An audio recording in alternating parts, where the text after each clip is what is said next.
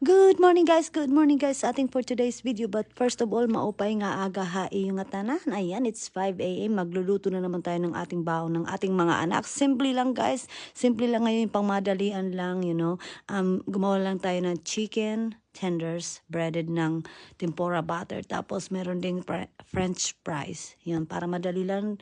So ayan, ginawa natin, dinip na natin siya sa hindi naman siya sa deep fryer, pero sa kawali lang na medyo may maraming mantika na yung luma na, pero sinave ko siya kasi malinis pa siya guys. O, di ba?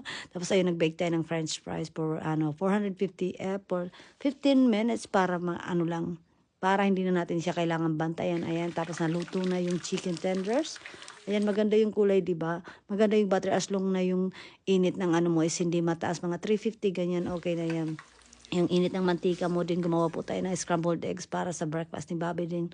Kape-kape para masaya. Ayan, naluto na po silang lahat. So, i-distribute na natin. Charot. I-distribute, no? So, nilagyan ko yun ng salt and pepper. Tapos, lalagay ko na sa baonan nila, guys. Tapos, yun na yun. Pagkatapos yan, kumuha rin ako ng apple slices para naman may konti silang healthiness ngayon.